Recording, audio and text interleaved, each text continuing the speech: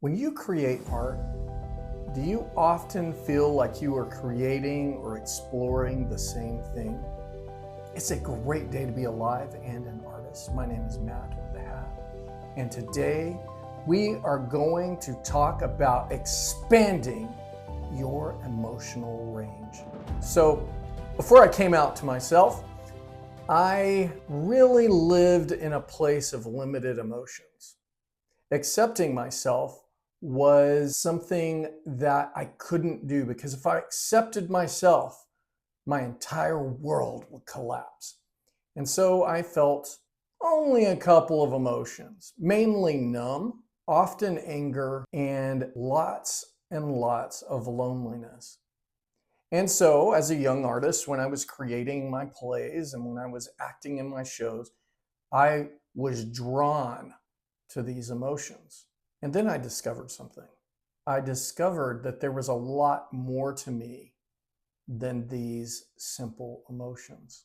And so I learned to accept myself. And then suddenly I go, wait a second, I feel things that I haven't felt since I was a child. Wait a second, I feel happy. Wait a second, I feel sadness because I hadn't really felt sadness in years. I couldn't cry. I think often we as artists only go towards the emotions we're comfortable with. We do not embrace the fear. A saying that I have that a lot of my artistic contemporaries know that I'm going to say to them is I say, if it scares you, you are on the right track. When training an actor, one of the things that you're trying to do is you're trying to help them unlock the emotions that they repress. Everyone represses emotion. Some people, they have a repression towards expressing joy. Some people think being angry is mad. Some people think shedding tears is wrong or girly or whatever. And what happens is it creates emotional blocks. And so if we understand at some point in my life, I created emotional blocks to protect myself. If someone is in an unsafe environment, for example, and in their environment, if they get angry, they are unsafe. So they then create a protective barrier of anger where they're not going to express that emotion because it's an unsafe emotion. But what may be safe for them is to be the jokester. And so they tell jokes all the time. They keep everything safe in the family by the use of humor. Other people will turn and they'll say, well, anger is not accessible to me, but when I cry, I can express an emotion and it often softens the other person or it changes the dynamic in the room. And so if we can go, maybe there's some emotions that I have repressed, right? And we can all probably think of things that are harder for us to access, right? And we go, all right, so I know that I've got these emotions within me because I'm a person. And I know that I seem to be drawn in my art towards this certain thing, right? So, say your art is completely drawn towards revolutionizing and changing the political climate. You feel righteous justice to fix the system. And that's all that you're doing. Your art is limited. You may make incredible political art, but it is limited because that's all you're seeing. That's all in the world that you're seeing. So, what happens when you choose as an activity to now paint outside the lines of what you're comfortable with? So, now instead of directing a play that is a tragedy that you have mastered and that you are brilliant at, now you're going to do slapstick comedy. Now, instead of just exploring death or exploring just this one avenue of life, now you're going to explore joy, hope.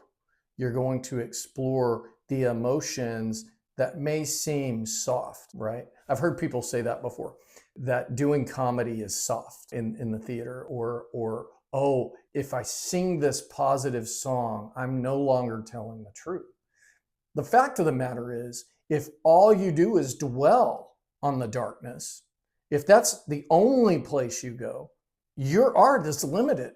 You are being soft because you are not seeing the whole picture.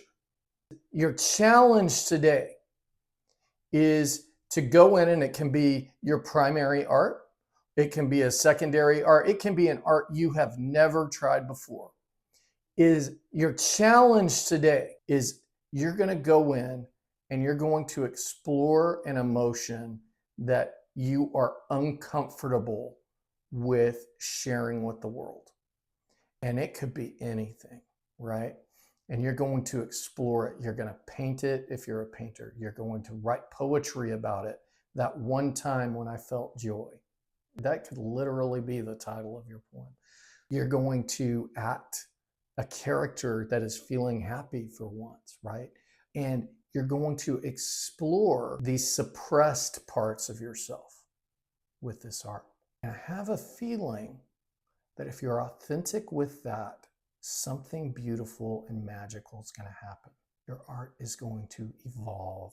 The things that you are already an expert in, right? If you were the great Shakespearean tragic director, you're still going to be good at that. You're still going to have that. You're still going to want to do those shows. But now you've got something more in your toolkit. And because you go towards it, and because you stretch your emotions, now the next time you go towards a different block you have emotionally, now you've added to the genres. Now you've added to your emotional range.